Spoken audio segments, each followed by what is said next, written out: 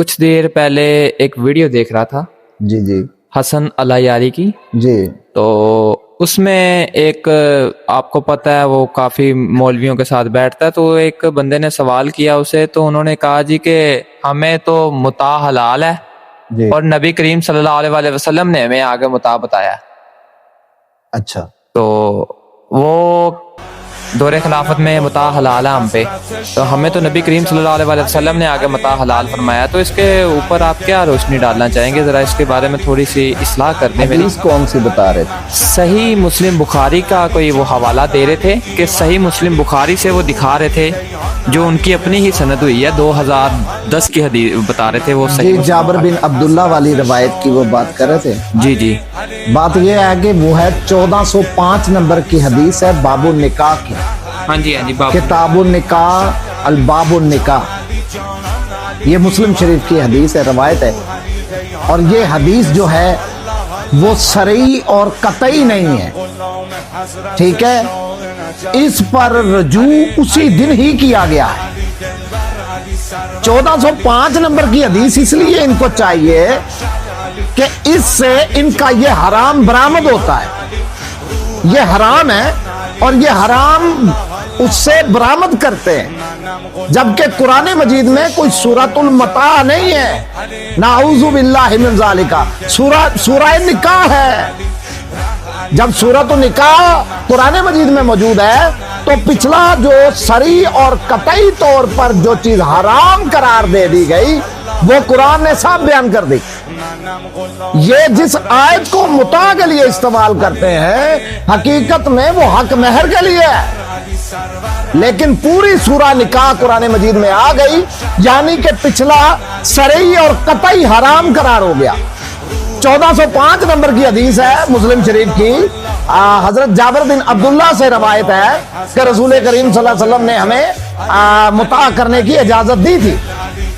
جبکہ فتح مکہ پر سبزہ بن معبد الجہنی رضی اللہ تعالیٰ عنہ رسول کریم صلی اللہ علیہ وسلم سے فتح مکہ سے روایت کرتے ہیں کہ فتح مکہ پر حضور صلی اللہ علیہ وسلم نے اسے صریح حرام قرار دیا.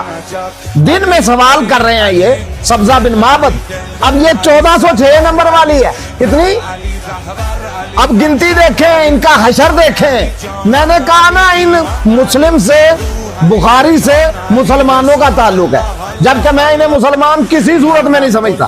کہاں سے مسلمان ہے؟ یہ کلمے سے مسلمان ہے, نماز سے مسلمان ہے, اذان سے مسلمان ہے, مسجدوں کی جگہ پر امام بارگاہیں بنانے سے یہ مسلمان ہے, یہ ننگے ہونے سے مسلمان ہے. کس چیز سے مسلمانی رہ گئی ہے ان کی؟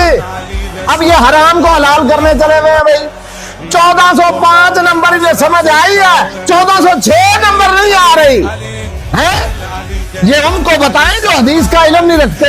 الحمدللہ ہم حافظ الحدیث ہیں, ہمیں نہ بتائیں کہ یہ جناب کون سی روایت ہے اور کہاں سے آئی ہے. ہم بتاتے ہیں. اس کا نمبر ہے 1405 نمبر, باب النکاح, مسلم شریف کی روایت ہے, ٹھیک ہے. اور یہ اعتباراً ضعیف ہے, اور ان کو اس سے پہلے جو راوی ہوئے کئیوں نے اس کو رد کیا ہوا ہے.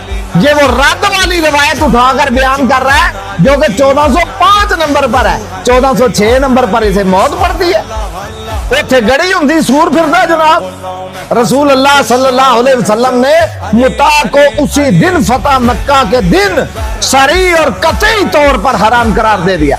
حضور نے فرمایا, 1406 نمبر کی حدیث ہے سبزہ بن معبد کی, ٹھیک ہے, سبزہ بن معبد الجہنی رضی اللہ عنہ الکریم, رسول اللہ کے پیارے صحابی ہیں. اور حضور یہ وہ صحابی ہیں جو فرماتے ہیں کہ میں رسول کے پیچھے پیچھے تھا اور حضور فتح مکہ والے دن اپنی اٹھنی کے اوپر بیٹھے تھے, اور حضور صلی اللہ علیہ وسلم اتنا رو رہے تھے اور اتنا جھک گئے تھے اللہ کے شکر میں کہ آپ کا جو سر اقدس ہے نا وہ اونٹ کی اگلی مہار تک جا لگتا. اور میں خود دیکھ رہا تھا کہ حضور اتنا رو رہے تھے کہ جب مکہ میں پہنچے حضور اپنی سواری پاک سے اترے تو اونٹنی کی وہ مہار کے جو بال تھے وہ حضور کے آنسوؤں سے بھیگ چکے تھے. تو اس دن فتح مکہ والے دن اس نے کہا کہ یا رسول اللہ صلی اللہ علیہ وسلم آپ متاع کے متعلق کیا ارشاد فرماتے ہیں؟ حضور نے اسے اسی دن میں सरी और कतई हराम करार दे दिया। और ये हदीस सब्जा बिन माबद की 1406 नंबर पर है। इसे 1405 नंबर पर समझ आई है, इसे 1406 नंबर पर जाना नहीं आया।